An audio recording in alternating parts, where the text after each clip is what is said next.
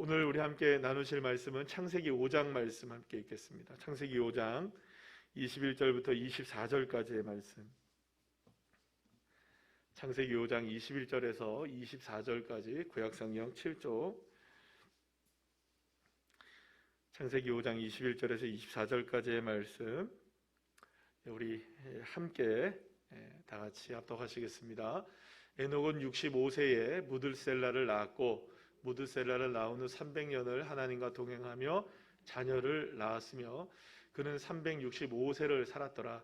에녹이 하나님과 동행하더니 하나님이 그를 데려가심으로 세상에 있지 아니하였더라.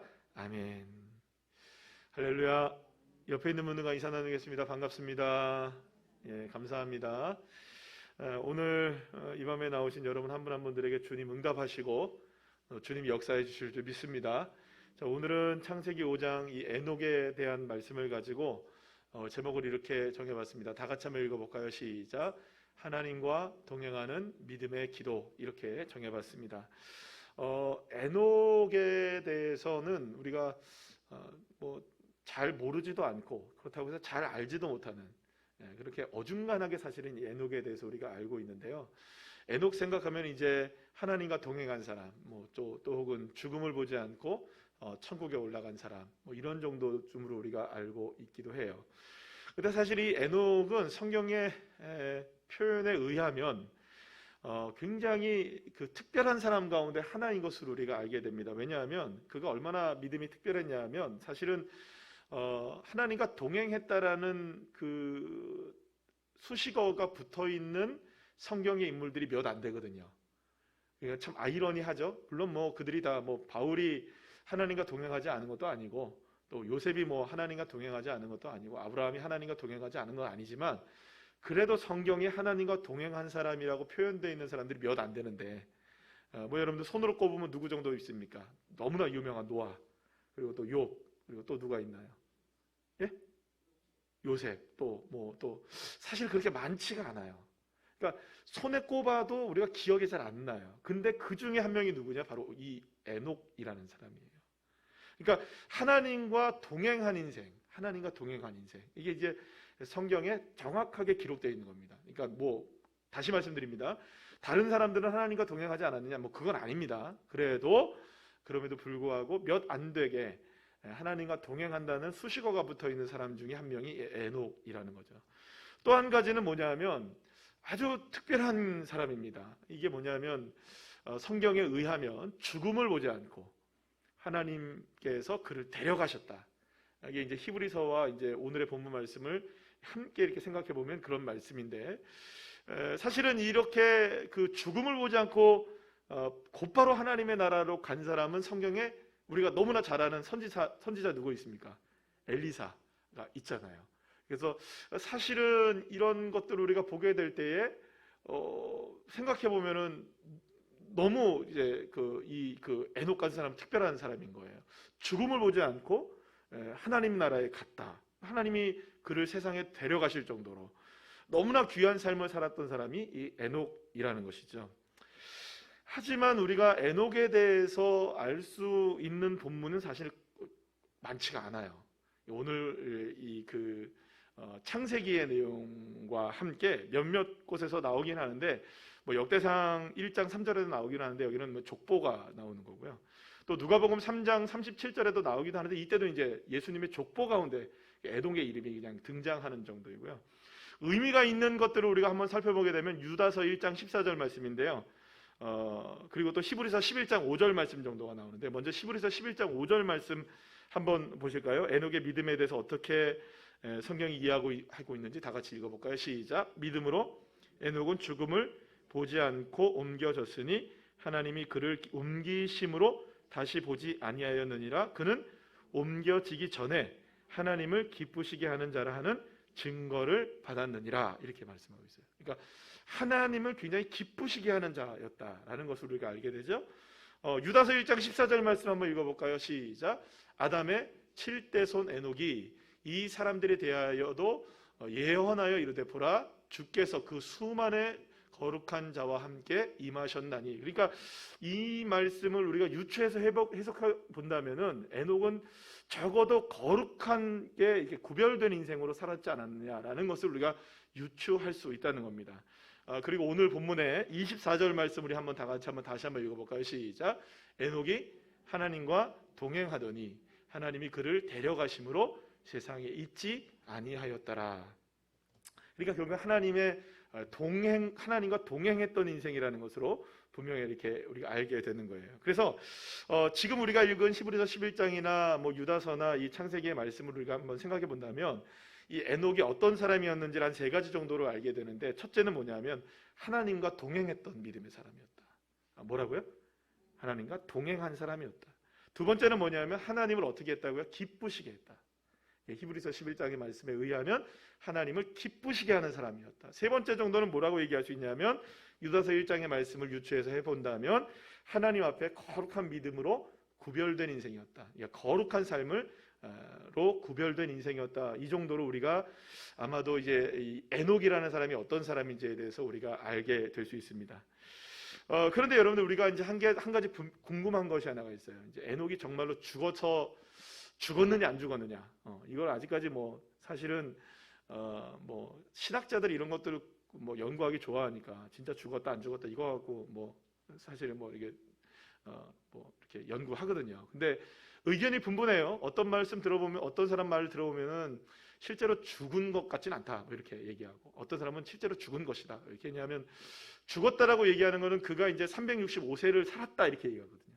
그러니까 살았다는 게 365년이고 죽은 이후에 하나님이 데려가는 거다 이렇게 이제 표현하는 사람도 있고, 아니다 히브리서 말씀을 봐라, 그런 죽음을 보지 않고 데려갔다 이 말씀이 있는데 왜 죽지 않았다고 얘기했느냐.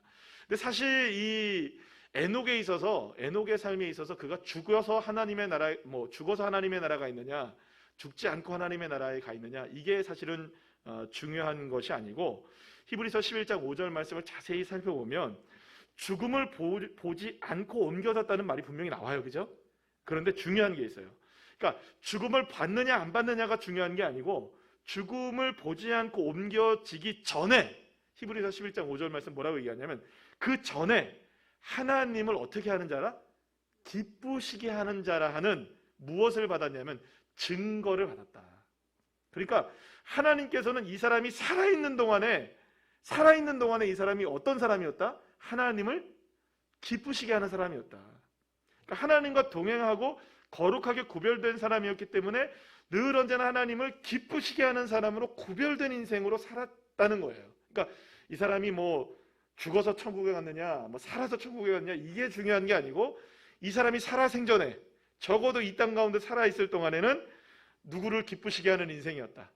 하나님을 정말로 기쁘시게 하는 인생을 살았다라는 것을 성경은 강조하고 있다는 것을 볼 수 있어요. 자, 그러면 하나님을 기쁘시게 하고 또 그렇게 거룩하게 구별되고 하나님과 동행하는 삶의 증거가 과연 무엇이었을까?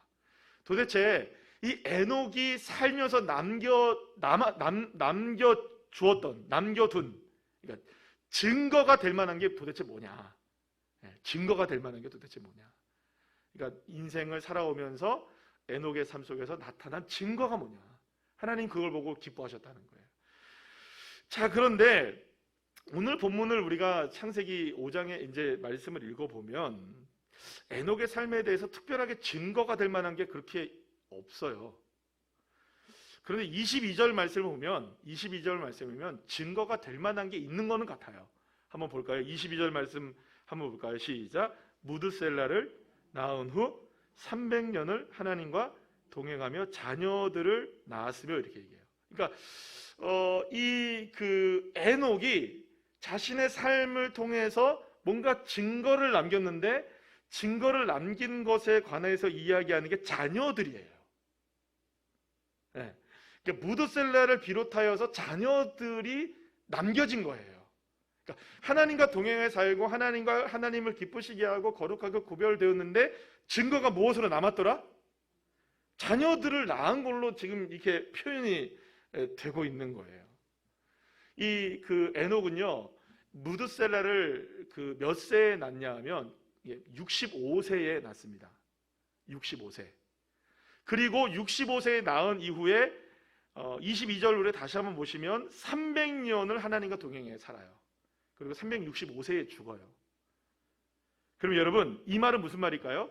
무드셀라를 낳기 전에 65세까지는 하나님과 동행했다는 겁니까? 안 동행했다는 겁니까? 무드셀라를 낳고 300년을 하나님과 동행했어요. 그러니까 65세까지는 하나님과 동행하지 않았다는 의미가 되는 거예요. 이해가 되십니까? 그러니까 하나님은 에녹이라는 사람은 무드셀라를 낳은 이후에 300년 동안은 하나님과 동행했어요. 그리고 하나님이 그를 데려가신 거죠. 무드셀라를 낳은 이후로는. 그런데 무드셀라 이전에는 65세 동안에는 하나님을 온전히 섬겼다고 이야기할 수가 없는 거죠. 왜냐하면 정확하게 몇 년을 동행했다고 얘기하니까. 그 300년만 동행한 거예요. 그러니까 365세를 살았는데 무드셀라를 낳기 전까지는 동행했다는 말이 없고 무드셀라를 낳은 이후에만 동행한 거예요. 그러니까 뭔가 여러분 우리가 생각해 보면 무드셀라라는 아들을 낳을 때에 뭔가 모르지만 무슨 일이 있었는지는 모르지만 어쨌든 이 에녹이라는 사람에 있어서 인생의 터닝 포인트가 된 거죠. 이전까지는 하나님과 동행하지 않았고 하나님 앞에 거룩하게 구별도 되지 않았고 또 하나님을 기쁘시게 하지도 못했는데 무드셀라를 낳은 이후로부터 죽을 때까지 300년 동안은 늘 언제나 하나님과 동행하고 하나님 앞에 거룩하게 구별되고 하나님을 기쁘시게 하는 자라는 증거를 받게 되었다는 것이죠. 그러니까 어쨌든 간에 에녹의 삶을 변화시킨 것은 누구를 낳았기 때문일까요? 이 무드셀라를 낳은 것과 굉장히 관련이 있는 거죠. 자, 그런데 일전에도 제가 한번 이 부분은 제가 설교할 때 한번 말씀을 드린 적이 있었는데요. 이 무드셀라라는 사람의 이름의 뜻이 뭐냐면 따라합시다. 칼의 사람. 칼의 사람이라는 거예요. 그러니까 이름이 좀 좋지 못하죠, 그죠? 그러니까 이게 심판의 사람이라는 것을 의미하기도 하고요. 어떤 의미가 또 이 무드셀라라는 이름에 좀 들어있냐 하면 무드셀라가 죽으면 심판이 임한다라는 의미를 갖고 있는 거예요. 그러니까 칼이 무드셀라가 죽음과 동시에 칼이 이제 심판을 한다라는 의미를 갖고 있는 게 이 무드셀라였던 거죠. 그러니까 이 무드셀라라는 이름이 갖고 있는 이 영적인 의미가 대단히 큰 거예요. 아마도 에녹은 이 무드셀라를 낳을 때 우리가 알 수는 없으나 뭔가 하나님께서 그 사람을 변화시킬 만한 무엇인가를 허락했던 것 같아요. 그러니까 아마도 이 무드셀라를 통하여서 하나님이 세상을 어떻게 하실지에 대한 부분을 미리 바라보게 하시는 이런 조망을 하게 하시진 않으셨을까라는 생각을 해보게 됩니다. 자, 그런데 이런 에녹이 아들을 무드셀라를 낳았는데요. 이 무드셀라가 187세에 아들을 낳습니다. 무드셀라가 187세에 아들을 낳는데 그의 아들의 이름이 라멕입니다. 라멕. 그리고 그 무드셀라가 낳은 라멕이 또 아들을 낳아요. 근데 이게 182세의 아들을 낳아요. 진짜 굉장히 늦게 낳죠, 아들을. 182세의 아들을 낳아요. 자, 182세의 아들을 낳는데 그 아들이 누구냐? 창세기 5장 28절 말씀에 보면 그 아들의 이름이 너무나 잘 아는 노아가 태어나요. 노아. 여러분 노아 잘 아시죠? 그런데 여러분 이 노아와 무드셀라가 어떻게 연결이 되어 있냐면 노아가 600세 되던 해에 홍수가 임하게 되죠. 노아가 몇 세 때 홍수가 임한다고요? 갑자기 철야 예배 때 막 숫자 얘기하니까 정신이 없으시죠? 그렇게 중요한 거 아닌데 그냥 얘기하는 겁니다. 600세에 그 홍수가 임하는데 그러면서 이제 천하가 다 이제 심판을 당하잖아요. 그런데 놀라운 것은요, 이 칼의 사람이었던 무드셀라가 성경에서 가장 오래 산 인물이거든요. 몇 살 산 줄 아십니까 혹시? 969세를 살아요. 그런데 무드셀라가 죽는 해가 노아가 600세 되던 해였어요. 그러니까 무드셀라가 죽으면 무엇이 임한다? 칼의 심판이 임한다는 의미가 무드셀라의 이름이라고 했죠. 그것을 누가 지은 겁니까?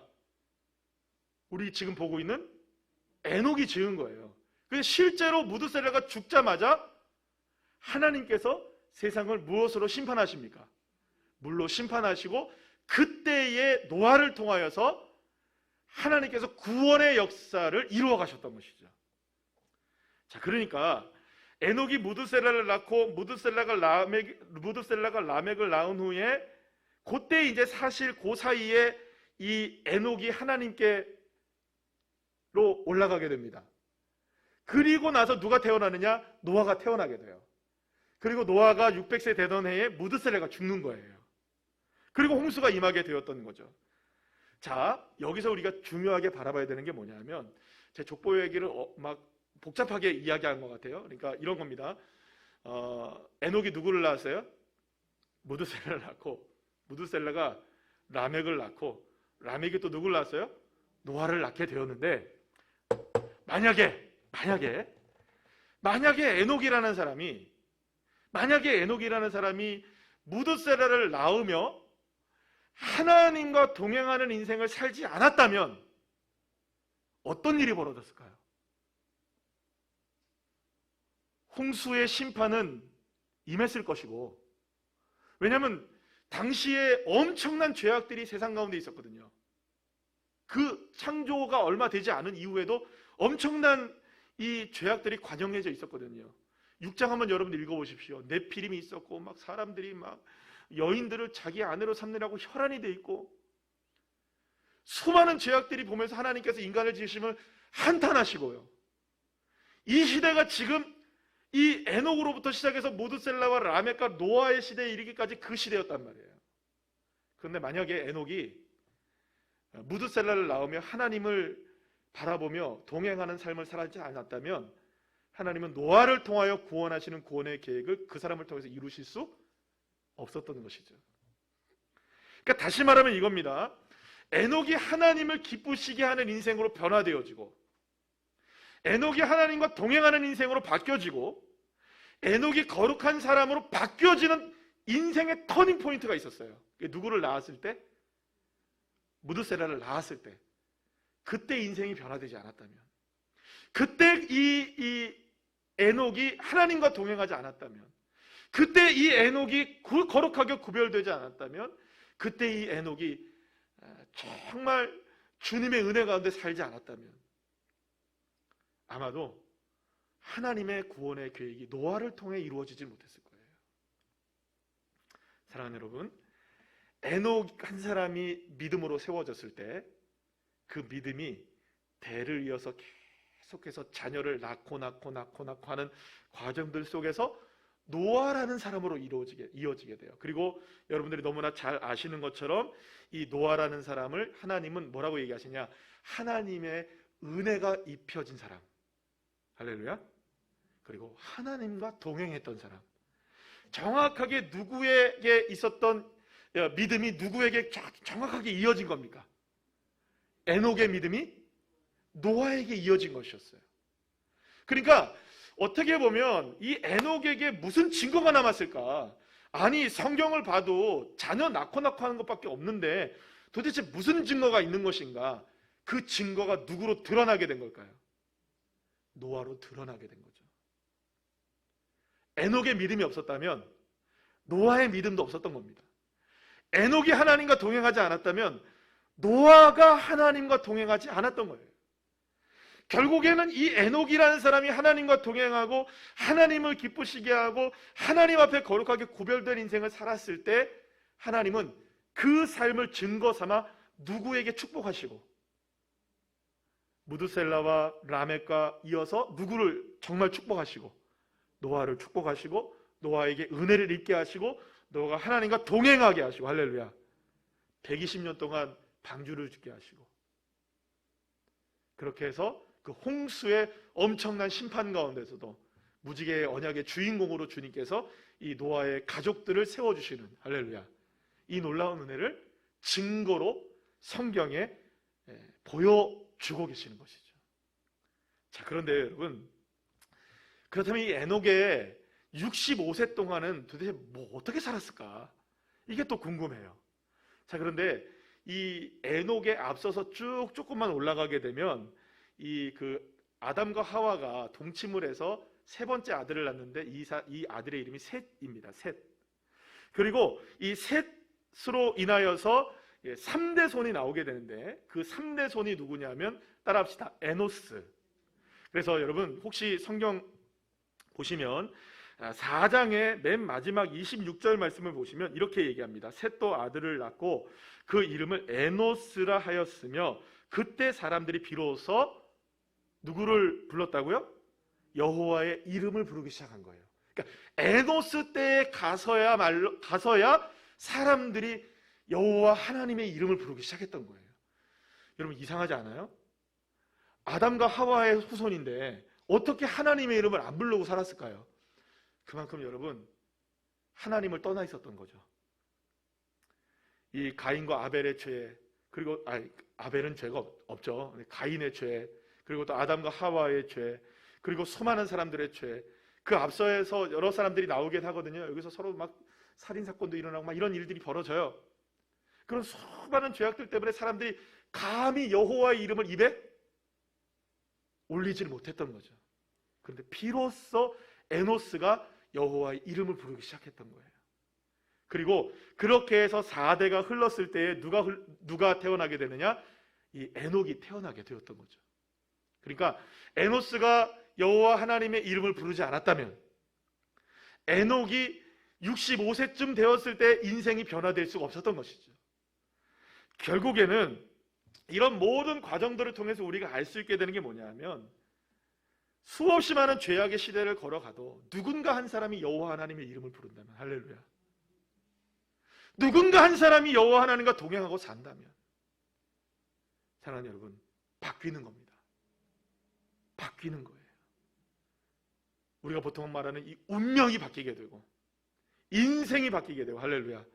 한 사람만 부르기 시작하면 한 사람만 여호와 하나님을 부르고 한 사람만 여호와 하나님과 동행하고 한 사람만 여호와 하나님을 기쁘시게 하는 인생으로 세워져 있다면 사랑하는 여러분 아무리 죄악이 관영한 시대를 할지라도 아무리 문제가 많은 시대를 할지라도 주님께서는 그 외침을 통하여 그 믿음을 통하여 증거를 삼으셔서 하나님 복 주시고 은혜 베푸시고 평강 주시는 하나님 진노 중에라도 긍휼을 잊지 아니하신 하나님. 그런데 여러분 성경은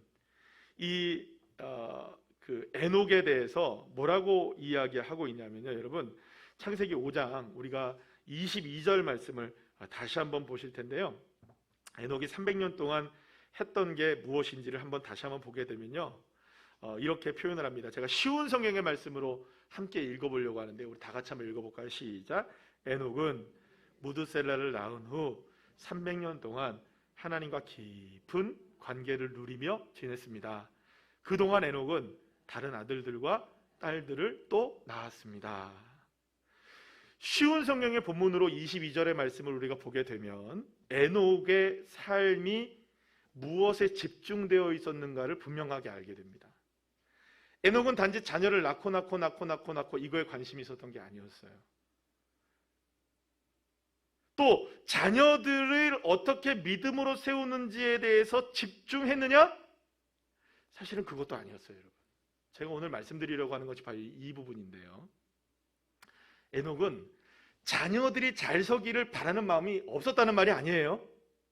자녀들이 믿음으로 잘 세워지고 하나님과 동행하는 사람이 사라지는 그것에 대해서 집중하지 않았단 말이 아니에요. 그러나 그것에 올인하진 않았어요. 아니 어쩌면 그것에 그리 집중하지도 않았던 거예요. 단지 이 에녹이 집중했던 건 뭡니까? 다시 한번 말씀 보여주시죠. 에녹은 무드셀라를 낳은 후 300년 동안 하나님과 깊은 관계를 맺고 있었던 거예요. 에녹이 뭘 했다고요? 무드셀라 잘 키워야지 했다고요? 무드셀라 하나님의 사람으로 잘 양육해야지 했다고요? 내 자손들 잘 훌륭한 사람 돼야지 했다고요? 그게 아니었어요. 관심이 없었다는 게 아니고 그것에 아무런 생각도 안 하고 살았다는 의미도 아닙니다. 단지 에녹이 집중했던 거는 뭐냐면 나와 하나님과의 깊은 연합, 나와 하나님과의 깊은 관계. 이거 하나만 이거 하나만, 다른 거 생각 안 했던 거예요. 이거 하나만 깊이 바라봤던 거예요. 그런데 놀라운 사실들이 벌어지죠.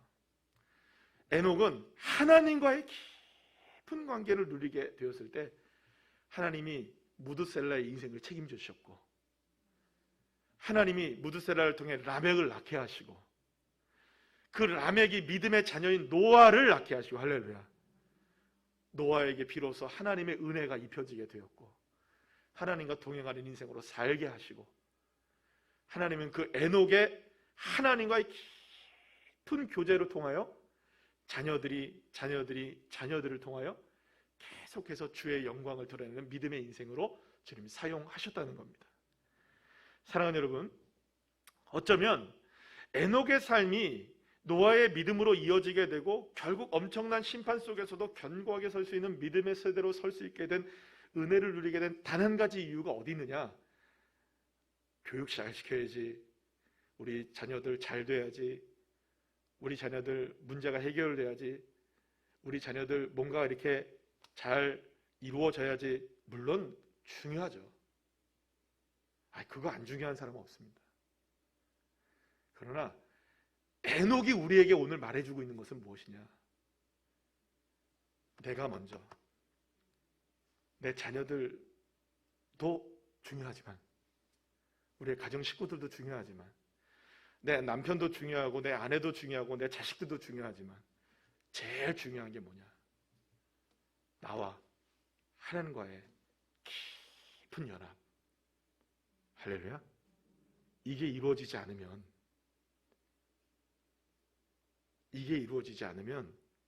그 다음 게 이루어지지 않는 것입니다. 에녹의 삶이 우리에게 보여주고 있는 것은 바로 이것을 이야기해 주고 싶은 거예요. 하나님과의 깊은 관계를 통하여 하나님이 어떻게 그의 가문을 통하여 역사하시는지, 하나님과의 깊은 교제를 통하여, 연합을 통해 하나님은 어떻게 하나님의 역사를 이루어 가시는지. 할렐루야. 누구의 문제입니까? 에녹의 문제였어요. 에녹이 65년 동안 그렇게 살지 못했던 거예요. 그러나 무드셀라를 낳고 나서는 이렇게 살아서는 안 되겠다는 거예요. 내가 하나님과의 관계 속에서 온전히 서야겠다. 내 자녀들 어떻게 키우느냐, 이렇게 키우느냐, 저렇게 키우느냐, 이게 중요한 게 아니고 내가 잘 서야겠구나. 내가 똑바로 살아야겠구나. 65년 허송세월 살았구나. 내가 우리의 할아버지의 4대째 할아버지인 이 에노스가 여호와 하나님의 이름을 불렀던 것, 이제는 내가 여호와 하나님의 이름을 부를 뿐만 아니라 주님과 동행하며 내가 살아야지. 내가 살아내야지. 내가. 그래서 오늘 제가 말씀을 준비하면서, 오늘 물론 여기 우리 청년들도 나와 있지만 우리 자녀들을 위해서 오늘 특별히 기도하는 시간을 가지려고 합니다. 물론 늘 언제나 우리 자녀들을 위해서 기도하지만, 그러나 여러분, 자녀들을 위해서 기도하기를 원하신다면 먼저 자녀들을 위해서 기도하는 전부가 아니라는 걸 기억하셔야 합니다. 먼저 내가 하나님과의 관계가 정말 회복되셔야 됩니다. 내가 세워져야 됩니다. 하나님은 노아를 세우시기 이전에 에노스부터 세우셨고요. 에노스 다음에 에녹을 세우셨고요. 그래야 누가 나오는 겁니까? 노아가 나오는 거예요. 하나님의 이름을 부르고 여호와 하나님과 동행하고 여호와 하나님과 구별되어지고 여호와 하나님 기쁘시게 하는 삶이 이루어지면 자연스럽게 노아가 나오지만, 그게 안 되면 낳고 아무리 낳아도 인생의 짐만 되는 거예요. 그게. 사랑하는 여러분, 그러니 문제는 누구인 줄 아십니까? 결국엔 나입니다. 남편도 아내도 자녀도 문제이긴 하지만 사실 제일 문제는 나입니다. 그러니 내가 믿음으로 정결하고 거룩하게 구별되고 주님의 이름을 부르고 주님과 믿음으로 동행하고 주님을 기쁘시게 하는 인생으로 살아내는 것이야말로 가장 중요한 축복의 첫걸음이 되는 것이죠. 그래야 믿음의 자녀들이 나아지게 되는 겁니다. 세워지게 되는 것이죠. 물론 자녀들에 관계된 문제만이 아닙니다. 이 부분은 사실은 우리의 인생 가운데 모든 문제들이 다 그렇습니다. 내 안에 샬롬이 이루어지지 않으면서 어떻게 우리의 가정이 샬롬이 이루어지길 바라겠습니까? 내가 주님을 향한 믿음이 온전하게 세워지지 않는데 어떻게 여러분들 우리의 자녀들이 믿음으로 세워지길 바라겠습니까? 그거 잘못된 거 아니겠어요, 여러분? 우리가 여러분들 지도자들 저 왜 저러지? 왜 우리가 그런 내로남불이라고 왜 자꾸 얘기를 합니까? 니들이 똑바로 살아봐. 우리도 똑바로 살게. 이거 아니에요, 여러분들. 자기들도 똑바로 살지 못하면서 법을 만들어서 똑바로 살려고 그러는 거예요, 여러분. 그러니까 우리가 열받는 거죠. 예전에 여러분들 그거 아십니까? 친절한 금자씨 영화? 거기서 그 주인공 금자씨가 교도소에서 나와가지고 전도사님이 두부 주면서 이제 착하게 살려고 그러니까 금자씨가 뭐라 그러는지 기억나세요, 여러분? 너나 잘하세요. 너나 잘하세요. 그러시다. 주님의 말씀이십니다. 너나 잘하세요. 내가 잘해야 돼요. 사랑하는 여러분, 그렇기 때문에 내 안에 여호와 하나님의 은혜가 덮여져야 됩니다. 내가 가장 중요해요. 누구 탓할 것도 없고 나에 대한 문제입니다. 그래서 오늘 여러분 우리가 자녀를 위해서 나중에 좀 더 기도하겠지만 가장 중요한 건 나를 위해서 먼저 기도합니다. 하나님, 내 인생이 거룩하게 구별되게 해주십시오. 하나님, 내가 어떤 상황에서도 주님의 이름을 부르게 해주십시오. 하나님, 어떤 상황에서도 주님을 기쁘시게 하는 인생 되게 해주십시오. 주님과 동행하게 해주시고 주님과의 깊은 관계가 맺어지게 해주십시오. 내가 먼저 살게 해주십시오. 내가 살아야 그 모습 보고 우리 자녀들이 사는 것이고, 그 모습 보고 내 남편이 변화되는 것이고, 그 모습 보고 우리의 가정이 변화되는 것이고, 내가 안 변하는데 어떻게 변화되겠어요? 몇 번 말씀드리지만 제가 가장 기뻤던 순간이 언제냐? 제가 저희 몇 년, 한 10년 전쯤 되는 것 같아요. 이제 저희 딸내미가 중학교 1학년인가 2학년인가 그랬는데 저를 향해서 이제 저보고 아빠가 목사 같아. 목사님 같아. 그동안까지는 목사가 아니었던 겁니다. 네, 목사처럼 안 보였던 거죠. 하나님 앞에 그때 얼마나 회개했는지 몰라요, 여러분. 그때까지는 목사가 아니었구나, 내가. 근데 이제는 목사로 보여진다니 감사한 거 아니겠어요? 사랑하는 여러분, 저와 여러분 정말로 집안에서도 우리 모두는 권사님, 장로님, 집사님처럼 보여지고 계십니까? 정말로 주님의 은혜 가운데 산다고 우리가 자녀들로부터 존경받고 있습니까? 사랑하는 여러분, 우리 자신 스스로를 돌아봅시다. 그래야 우리 자녀들이 잘 됩니다. 우리 여러분, 우리 어머님들의 강력한 힘이 어디 있느냐? 이 자녀들 생각하면 벌떡벌떡 일어나잖아요, 그죠? 힘이 생기잖아요. 그런데 자녀를 위해서는 못할 게 없으신 분들이 우리 어머니들 아니겠어요? 자, 그런데요, 그 자녀를 살릴 수 있는 방법이 내가 살아야 되는 거예요, 내가. 여러분, 그래서 비행기 타보시잖아요, 비행기 타면 안내방송을 꼭 이 스튜어디스들이 해요. 그러면서 꼭 뭐라 하냐면, 유아를 동반한 부모님들은 먼저 자신이 산소호흡기를 끼고 그 다음에 자녀들에게 해주세요, 이렇게 얘기한다고요. 왜 그럴까요, 여러분? 부모가 살아야 애들이 사는 거예요. 애들 먼저 살리려고 하다가 나도 죽고 애들도 죽는 거예요. 누가 먼저 살아야 됩니까? 누가 먼저 살아야 될까요? 우리 생각에는 자녀가 살아야지. 아니요, 영적인 원리도 똑같아요. 내가 먼저 살아야 자녀는 자연스럽게 살아나요.